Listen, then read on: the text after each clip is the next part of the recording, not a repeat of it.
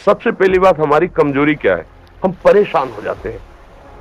संसार में देखो तो परेशान, परमार्थ की तरफ देखो तो हम परेशान हो, ये हमारा आदत स्वभाव बन गया परेशान होना।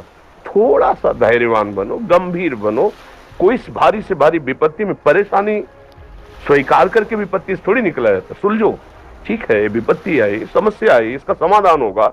ऐसा थोड़ी कि हमें नष्ट कर देगी। अगर अभी हमारी बड़ी हानि हो जाती है, हम कल इससे बड़ा लाभ प्राप्त कर सकते हैं। हमको एकदम बिल्कुल गंभीर रहना है, इतने कमजोर नहीं बन जाना। अब वो गए तो क्या होगा, अब वो वस्तु गई तो क्या, पद गया तो क्या होगा। प्रयास किया था, ये पद मिला था, इससे बड़ा पद प्राप्त करूंगा, मैं इससे बड़ा महान बनूंगा। ठीक है, एक बार गिर गया, गलती हो गई, दंड भोगूंगा, फिर इससे ज्यादा संयम में रहूंगा। बिल्कुल मतलब एकदम फ्रेश दिमाग रखना चाहिए। और अपने लोग क्या है, जरा सी बात में एकदम पछड़ा कर लेते हैं, एकदम कमजोर हो जाते हैं। ये बिल्कुल ठीक नहीं है। हम जीवन भर की यात्रा की बात कह रहे हैं, भारी से भारी कष्ट में भी मुस्कुराना, तो हमें बल मिला है, हमें भगवान की कृपा का दर्शन हुआ है, हमें उनका दुलार दिखाई दिया है। अगर ऐसे तो भाग जाते हैं, फिर परमार्थ में थोड़ी चलना होता है।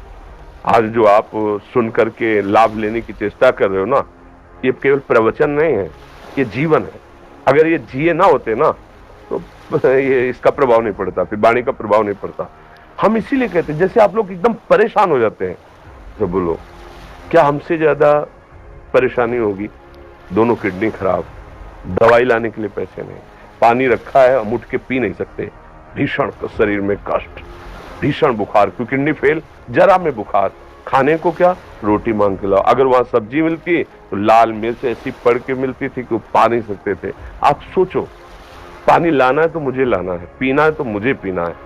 अगर मैं हारता तो कहां पहुंच जाता, क्या स्थिति होती? नहीं, मरना है, पर कदम पीछे। कोई दिन ऐसा नहीं जिस दिन सेवा ना की हो, जिस दिन सेवा ना गए हो।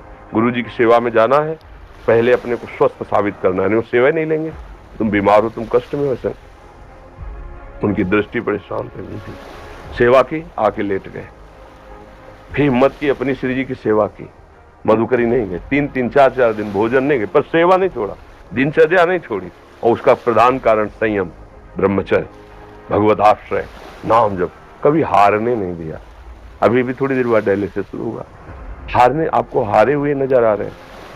शरीर में पीड़ा है, किडनी फेल है, ऐसा थोड़ा हम स्वस्थ बैठे हैं, पीड़ा है, बार बार प्यास लगती है, थोड़ा थोड़ा पानी मिलता है, लेकिन हम आनंदित हैं, हम प्रसन्न हैं। हम लड़ाई में हारे नहीं हैं, ना हारेंगे, हम जीत चुके हैं। हम अपने मालिक के भरोसे में अपना सब बात, तो वो ये हम अपनी बड़ाई नहीं बता रहे, हम आपको बता रहे समस्या। सोचो, तुम्हारे पास तो माँ है, भाई है, बहन है, परिवार है, कोई ना कोई तो है ना। मेरा किसी ने कभी जीवन में ध्यान भी नहीं दिया, क्यों? बचपन से बाबा जी बन गए, किसी से प्यार नहीं, किसी से संबंध नहीं, कोई जानकारी नहीं, हम कहाँ हैं, वो कहाँ, किसी से कोई मतलब नहीं। अच्छा, जवान साधु कौन श्रद्धा करे? कभी गांव जाने की हिम्मत नहीं पड़ती कि रोटी मांग ले, पता नहीं लोग क्या सोचेंगे, क्या भावना कर ले। हम दरवाजे पे खड़े हैं, क्या कैसी भाव, जो हमारे सामने आकाश वृत्ति से आया यौवन अवस्था में, वही पाया, अन्यथा भूखे रह गए। जब हम हर समय अपने को विवेक के द्वारा सावधान रखे तो हम कभी निराश नहीं हुए, कभी उदास नहीं हुए, कभी ऐसा नहीं लगा कि यार हम दुखी, कभी नहीं लगा। उसी का फल है कि उस सुख का संकेत मिल गया जहां दुख की निशानी भी नहीं है। वही उसी के बच्चे हो, हम सब उसी धातु से बने हुए हैं। हम इतना क्यों परेशान हो जाते हैं? हम ये देखते हैं अपने लोग, थोड़ी बात बिगड़ गई परेशान, नहीं बिगड़ी तो बिगड़ जाने की संभावना में परेशान है। आज सुख है लेकिन कल सुख छिन जाएगा, तो हम आज के सुख में सुखी ना होकर कल के दुख की आने की संभावना में हम भयभीत तो मतलब क्या हमारी सोच रह गई? हमको इतना बलवान बनना है कि सुख और दुख दोनों हमको छू न सके। भारी से भारी सुख की व्यवस्था है तो अहंकार नहीं, हर्षित होकर किसी का अपमान न करे कि हम धनी, हम पदाधिकारी, अमुक। भारी से भारी दुख आया तो हमें किसी के सहयोग की जरूरत नहीं, हम फिर अपने कदम बढ़ाएंगे, हम फिर जुड़ी हुई अपनी भावनाओं को सजाएंगे। मस्त जीवन एकदम। तुम अविनाशी के बच्चे हो, शेर का बच्चा भेड़ों के बीच में फंसकर म्यों म्यों बोल रहा है, बस अगर दहाड़ना सीख जाए तो कोई भी उसे परास्त नहीं कर सकता। ऐसे भगवद अंश, तू प्रपंच में फंसकर अपने को इतना दीन क्यों देख रहा है? तू ऐसा है कि भगवान के दिव्यास्त्र में भी ताकत नहीं तेरे को मार सके। तू अविनाशी का अविनाशी बच्चा है, विनाशी भोगों को, विनाशी शरीर को मैं मान के इतना भयभीत, इतना दुख ठीक नहीं। ये सबके लिए, केवल एक के लिए नहीं। आप समझो, आप लोग सोचते हैं हम गृहस्थ होकर भला ऐसी स्थिति कैसे।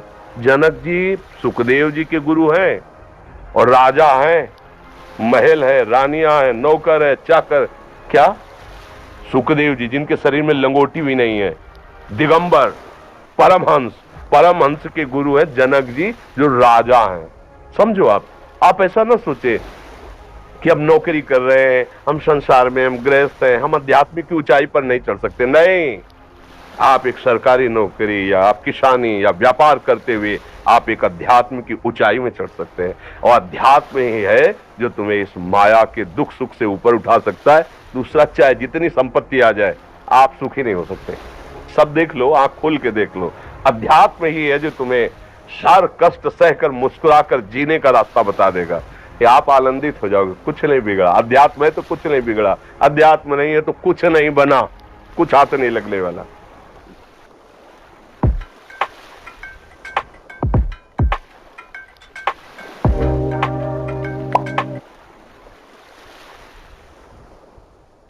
नैना झा जी, राधे राधे महाराज जी। महाराज जी, जब मुश्किल में